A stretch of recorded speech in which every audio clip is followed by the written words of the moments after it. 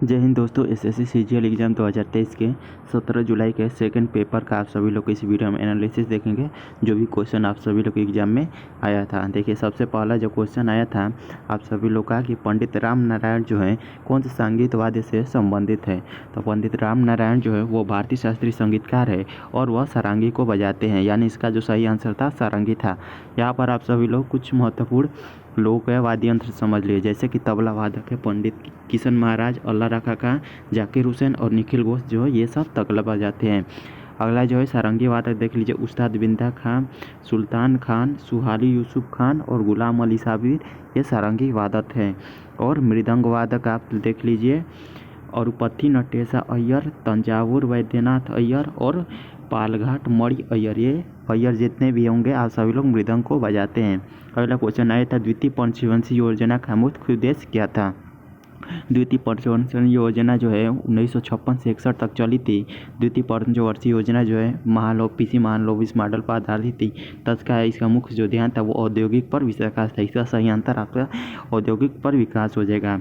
इसमें आप सभी लोग को पीसी महालनोबिस जो है एक प्रसिद्ध भारतीय सांख्यिकीविद थे, जिन्होंने भारतीय सांख्यिकी संस्थान की स्थापना की तथा यह योजना जो है 4.5% की लक्ष्य वृद्धि की दर से पीछे रही और इसने 4.27% की वृद्धि दर हासिल की थी। अगला क्वेश्चन आया था चंगाई डांस या चांगलो, ये जो है कौन से राज्य में मनाया जाता है। तो चंगाई या चांगलो जो है वो नागालैंड की चांग जनजाति द्वारा मनाया जाता है तथा वे दुश्मनों के खिलाफ अपनी जीत का जश्न मनाने के लिए ऐसा त्यौहार को मनाते हैं। यह जो त्यौहार होता है वह 3 दिवसीय होता है, जहाँ नाटक भी प्रस्तुत किया जाता है।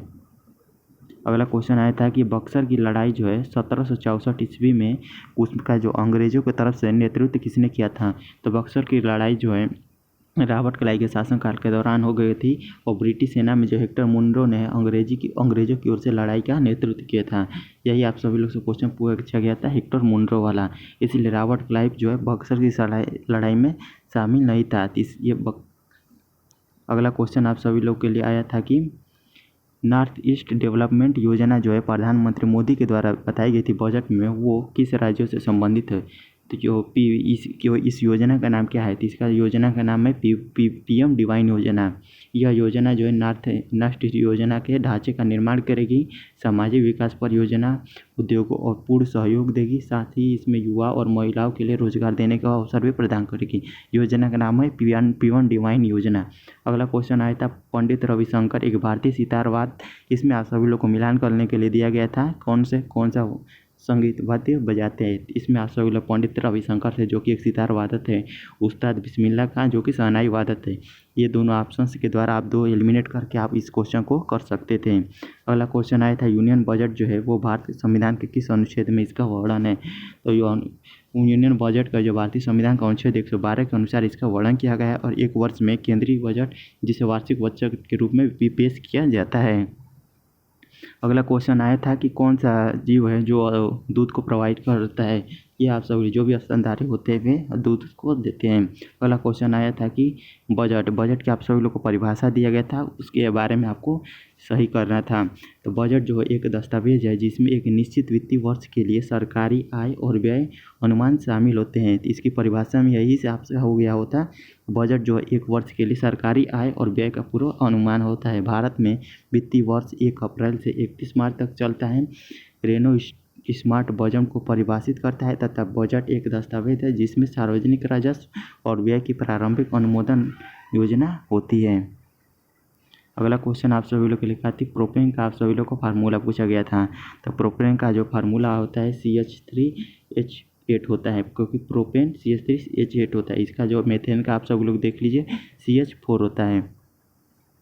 अगला क्वेश्चन आया था सिस्मोग्राफ का उपयोग किसके मापन के लिए किया जाता है। तो सिस्मोग्राफ का उपयोग जो है भूकंप के दौरान सतह पर पहुंचने वाली तरंगों के मापन के लिए सिस्मोग्राफ का उपयोग किया जाता है। अगला क्वेश्चन था कि कौन सा जो खाद्य संरक्षण के लिए कौन सी विधि को अपनाई जाती है। तो खाद्य संरक्षण के लिए पुरानी विधि की बात करें तो सुखाना, प्रतिशीतन करना और किण्वन है, परंतु नई आधुनिक में देखें तो डब्बाबंदी, पाश्चुरीकरण, हिमकरण, विकिरण और रसायनों को शामिल करना ये खाद्य संरक्षण में आते हैं। इसमें जो भी आपका आंसर दिया होगा उसे आप सही कर सकते हैं।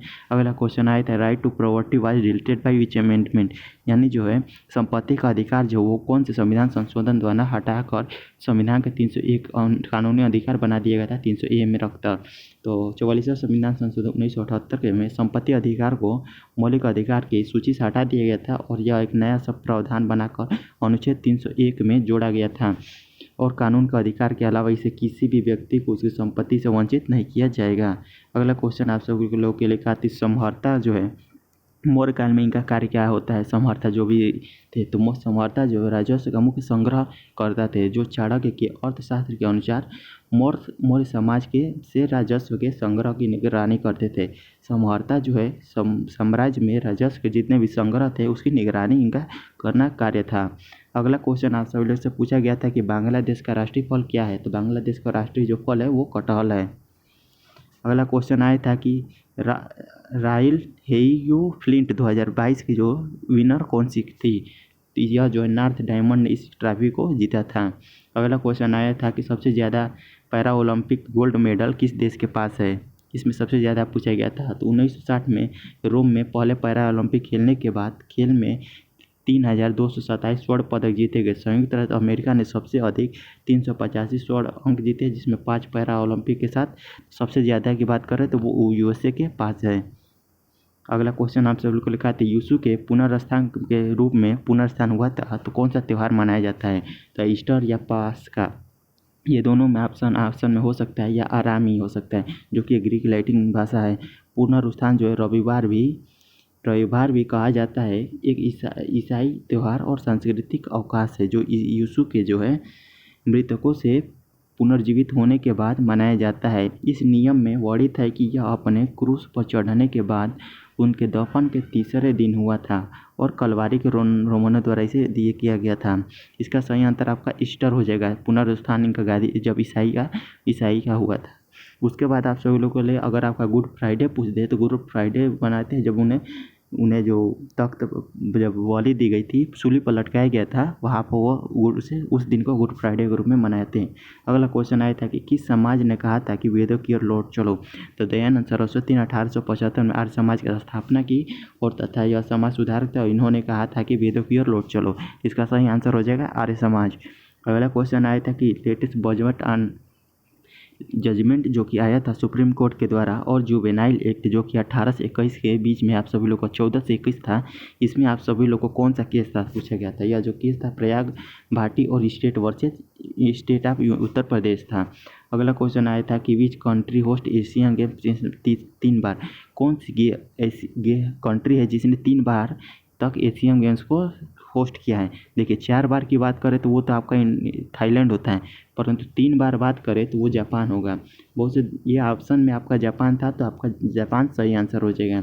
जापान ने 1958 में टोक्यो में तीसरे खेलों 1994 में किया था और 2026 में आईची में होने वाले 20वें खेलों राष्ट्रीय होंगे जबकि इसका आयोजन मेजबानी कर रहा है। अगर पूछा होगा कितने किए हैं तो ये जापान आपका सही हो जाएगा परंतु 4 पूछा होगा तो आपका थाईलैंड सही हो जाएगा।